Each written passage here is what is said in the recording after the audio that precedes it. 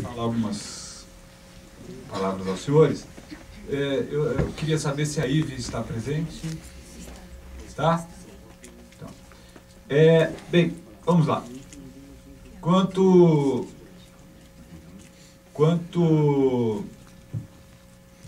ao judiciário. A Lei Orgânica da Magistratura Nacional me proíbe comentar decisões de processos em andamento, então não o farei. Posso, no entanto, por uma também prerrogativa da LOMAN, me pronunciar como professor e como doutrinador do direito do trabalho, missão a que venho me dedicando há cerca de 20 anos, a par das minhas atividades forenses. Então, como doutrinador e professor, sinto-me totalmente à vontade para tecer alguns comentários do ponto de vista do direito. Não estou aqui a criticar as decisões, não conheço as decisões, tampouco os juízes, mas do ponto de vista do direito, posso então me manifestar e assim o farei. É claro que o juiz é um ser humano. É claro que o juiz, ao expressar uma decisão aparentemente técnica, exclusivamente técnica, também manifesta suas impressões humanas. E é evidente que um juiz que afirma que um cego não pode trabalhar em telemarketing demonstra ser uma pessoa que desconhece a realidade daquelas que têm uma deficiência visual. Então vejam que este é um erro humano, flagrante.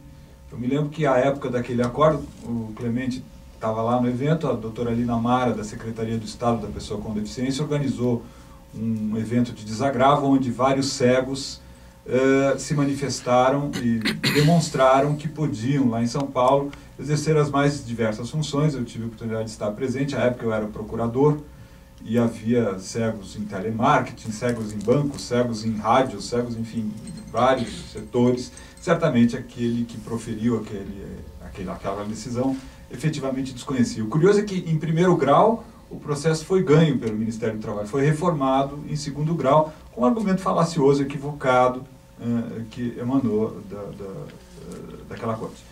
Mas, vejam, o próprio judiciário, o Clemente, talvez isso seja um alento. O próprio judiciário, recentemente, ao final do ano passado, editou uma recomendação de número 27, da qual o CONAD participou da redação, e eu, convidado pelo CONAD, também pude contribuir, então, para a redação da recomendação 27. E a recomendação 27 implementa nada mais, nada menos do que os ditames da Convenção da ONU. Então, o ministro Gilmar Mendes, então presidente do CONAD, e também do Conselho Nacional de Justiça, CNJ, editou a recomendação justamente na direção do Conselho Nacional de Justiça. Então, uma diretriz do Conselho Nacional de Justiça, caro Clemente, senhoras e senhores, é justamente implementar a inclusão plena de pessoas com deficiência por meio da instalação de uma comissão multidisciplinar a quem se incumbe a elaboração de planos, a projeção de metas e a fiscalização do cumprimento dessas metas com relação à inserção de pessoas com deficiência física, mental, intelectual, sensorial, ou visual, tanto nas carreiras do judiciário como para o acesso aos serviços do judiciário, certo?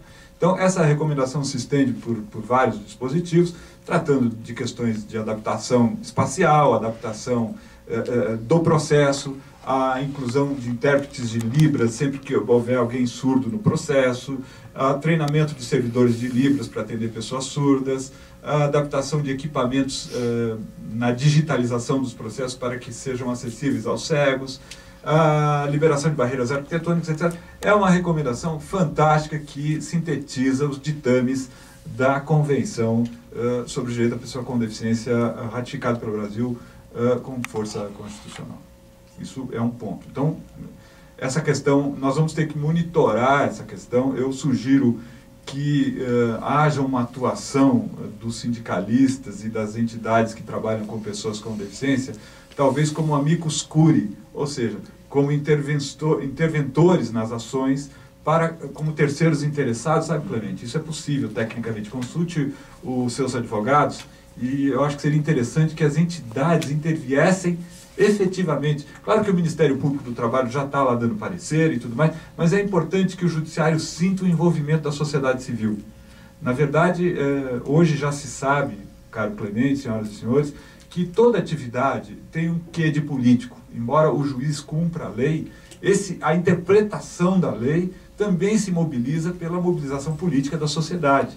Então é importante que a sociedade entenda que basta de reivindicações no campo da assistência, basta de reivindicações no campo político. É fundamental que as ONGs, que as organizações não governamentais, os movimentos sociais atuem por advogados e intervenham nos processos e instaurem ações civis públicas. A ação civil pública não é só prerrogativa do Ministério Público. Aliás, penso que melhor estariam exercidas se tivessem exercidas por organizações da sociedade civil em parceria com o Ministério Público. Né? Eu obtive grandes resultados em São Paulo quando era procurador, quando atuava em parceria com o terceiro setor. Inclusive a própria... Veja, temos que fazer a nossa... Esse é um aspecto. Eu os convoco, os conclamo a isso. Mobilizem-se juridicamente. Chega do discurso político só. É necessária atuação política no Estado de Direito, o Judiciário é prioritário e os senhores têm que atuar no Judiciário. Isso é um aspecto. Bom, o segundo ponto, a questão da formação profissional. A questão da formação profissional é um dado